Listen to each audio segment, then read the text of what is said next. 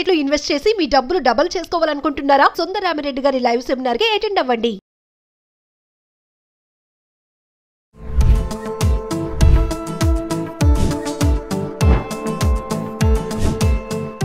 నమస్తే, welcome back to Suman TV. ప్రస్తుతం మనతో పాటు ఉన్నారు పబ్లిక్ స్పీకర్ రజనీరమ్మ గారు. నమస్తే మ్యామ్. నమస్తే నవీన. మేడం, చాలా మంది ఎస్ ఆర్ నో అని రెండు ఉన్నాయి కదా. ఈ నో అనేది చూసారా, ఈ నో చెప్పడానికి చాలా ఇబ్బంది పడిపోతా ఉంటారు.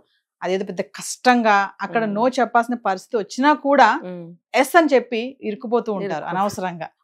అయితే మరి నో చెప్పాల్సిన దగ్గర నో చెప్తున్నామా ధైర్యంగా, ఎస్ చెప్పాల్సిన దగ్గర ఎస్ చెప్తున్నామా, ముఖ్యంగా నో తీసుకుందాం అంటే ఒకసారి. నిజంగానే ఇది మంచిదే. మొహమాటస్తులు ఉంటారు, హెజిటేషన్ అనేది పోవాలి. ఈ మొహమాటంతో ఇంకొకటి ఏమన్నా అనుకుంటారేమో, చెయ్యకపోతే బాధపడతారేమో, లేకపోతే మన మీద వాళ్ళు హోప్ పెట్టుకున్నారేమో, ఇలా రకరకాల ఆలోచనలకు పోయి మొహమాటంలోకి పోయి మనం ఇరుక్కుపోతుంటాం. కొంతమంది ఏం చేస్తారు, మనకు ఒక పని ఉంటుంది కదా, ఉన్నా సరే వాళ్ళు ఒక పని చెప్పినప్పుడు ఇది అనుకున్నట్టు వెళ్తుంటారు. అది ఒక సందర్భంలో అయితే పాపం అడిగారు కదా, పోన్లే నా తర్వాత చేసుకోవచ్చు అని ఒక మంచి మనస్తత్వంతో ఓకే చెప్తారు. కానీ తర్వాత తిరిగి వచ్చిన తర్వాత మన పని అవ్వదు. అది ఎమర్జెన్సీ కావచ్చు, లేకపోతే ఆ రోజే చేసేది కావచ్చు, లేకపోతే ఎవరికన్నా ఒక వస్తువు ఇచ్చే విషయం కావచ్చు. మరి మనం ఇబ్బందులు పడుతున్నాం కదా. అప్పుడు ఏం చెప్పాలి అని అంటే 2-3 కారణాలు చెప్పచ్చు. ఏంటంటే, ఒకటి, నాకు వేరే పని ఉంది, నేను మళ్ళీ చేస్తానో లేకపోతే నువ్వు చేసుకో అనో చెప్పగలగాలి. మళ్ళీ అక్కడ మనం ఆప్షన్ ఇచ్చి వాళ్ళని డైలమాలో పెట్టకూడదు. ఇప్పుడు కుదరదులే ఈ అమ్మాయితో అని అనుకోవాలి వాళ్ళు, అమ్మాయి అయినా అబ్బాయి అయినా సరే. దానివల్ల ఏంటంటే మనకి ఫ్రీ అవుతాం, మన పని మనకే అవుతుంది, వాళ్ళు కూడా ఇంకో ఆల్టర్నేట్ చూసుకుంటారు. కొంతమంది ఏంటంటే, ఇంకొకటి ఏంటంటే, నేను కాసేపు అయిన తర్వాత చేస్తానని చెప్పడం అనేది మంచి పద్ధతి.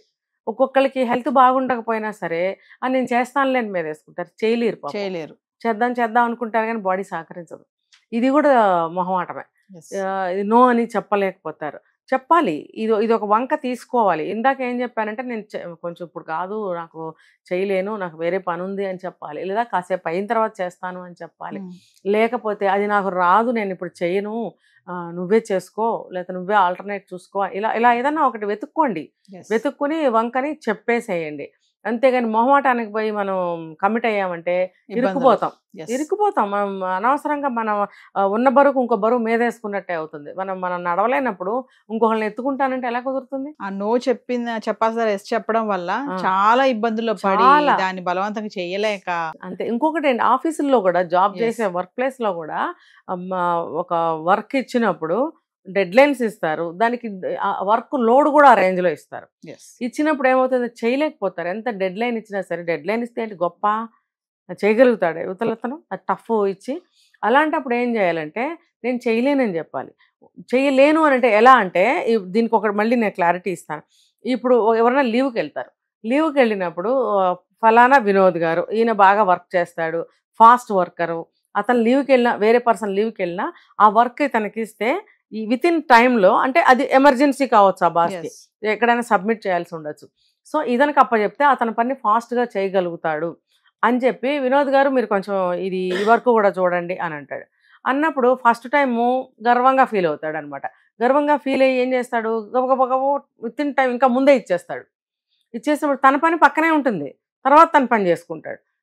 అతనేమనుకుంటాడు, బాసు మళ్ళీ సెకండ్ టైము అప్పుడు కూడా చాలా ఫాస్ట్గా ఇచ్చాడు, ఇతను చాలా మంచి ఫాస్ట్ వర్కరు, అతనికి అప్పచెప్పండి అని అంటాడు అనమాట.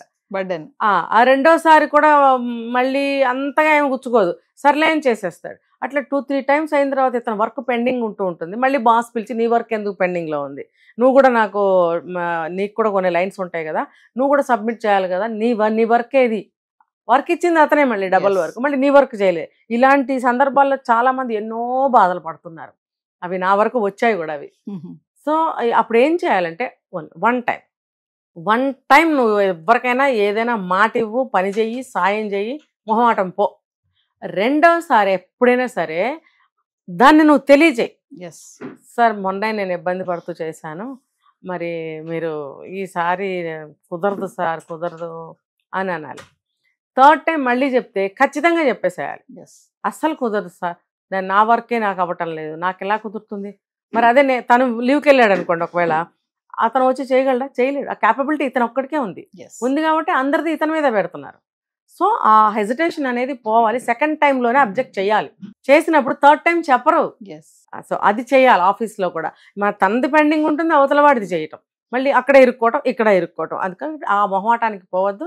నో సార్ నేను చేయలేను అని చెప్పగలగాలి. అప్పుడు బాస్కి తెలుసు ఏంటి, నేను వర్క్ ఇవ్వటం వల్లే తిని వర్క్ చేయలేకపోయాడు కాబట్టి తప్పు అతనిదేం తెలుస్తుంది కదా. తెలిసినప్పుడు ఫర్దర్గా నెక్స్ట్ టైం ఎప్పుడు అతను వర్క్ ఇవ్వడానికి ఆలోచిస్తాడు. ఇవ్వడు కూడా. ఇప్పుడు అతను ఇరికించిన ఇదే కదా ఇది, ఇతను ఎందుకు సఫర్ అవ్వాలి, ఇతను ఎందుకు తీసుకోవాలి పనిష్మెంట్ అనేది బాస్ కూడా అర్థం చేసుకుంటాడు. చెప్పడం. మేడం ఇప్పుడు ఈ నో అనే పదం ఉంది కదా, నో చెప్పడానికి కొన్ని సందర్భాలు ఉంటాయి. ఇప్పుడు ఆఫీసే అనుకోవచ్చు, ఇంట్లో వైఫ్ అండ్ హస్బెండ్ అనుకోవచ్చు, పెళ్లికి ముఖ్యంగా చూసుకుంటే పెళ్లి టైంలో కూడా ఆ పేరెంట్స్ అడుగుతారు కదా, అక్కడ కూడా నీకేమన్నా డౌట్ ఉంటే లేదు నాకు వద్దు అని చెప్పలేకపోతున్నారు. అక్కడ కూడా సరే ఓకే మీకు నచ్చారా, ఎస్ అంతే. అంటే కొన్ని సందర్భాలు ఉంటాయి కదా నో అని చెప్పడానికి, అలాంటి సందర్భాలు. అవును, రీసెంట్ గానే జరిగింది ఒకటి. మార్నింగ్ పెళ్ళయింది, ఈవినింగ్ ఆత్మహత్య చేసుకుంది. ఏంటంటే అప్పుడు చెప్తుంది, నా పెళ్లి తాళి కట్టేసిన తర్వాత అప్పగింతలన్నీ అయిన తర్వాత నాకు ఈ పెళ్లి ఇష్టం, మన తెలుగు స్టేట్లోనే నాకు ఈ పెళ్లి ఇష్టం లేదు నాన్న అని అప్పుడు ఏడ్చిందంట. అంతా అయిన తర్వాత నేనేం చేస్తానమ్మా, ఇప్పుడు నేనే సమాధానం చెప్పుకోవాలి అని తండ్రి బాధపడ్డాడు. సాయంత్రానికి ఆత్మహత్య చేసుకుంది. అదేదో నువ్వు నిన్నటి రోజున చెప్తే, నో అని నిన్న చెప్తే ఏమయ్యేది, ఆ పెళ్లి కొడుకు వాళ్ళు సేవ్ అవుతారు, నువ్వు సేవ్ అయ్యేదానివి కదా. మీ తండ్రి తల ఉంచుకునే పరిస్థితి వచ్చేది కాదు, నిందల పాలయ్యే పరిస్థితి వచ్చేది కాదు కదా. నువ్వు భయమైనా సరే, మొహమాటం అయినా సరే, ఏదైనా సరే ఉండకూడదు. నీకు అది స్పెసిఫిక్గా నీకు ఏదన్నా చెడు అనిపిస్తుంది, వద్దు అనిపిస్తుంది, వాళ్ళు చెప్పేసేయాలి. ఎందుకంటే యువతల వాళ్ళు కూడా అందులో ఇబ్బందుల్లో పడతారు కాబట్టి నీకు ఆ విచక్షణ అనేది ఉండాలి అక్కడ. సో కొన్ని సందర్భాల్లో ఖచ్చితంగా నో చెప్పి తీరాల్సిందే. అది అవతల వాళ్ళు ఇరుకుని పడరు, మనం పడం. Thank you.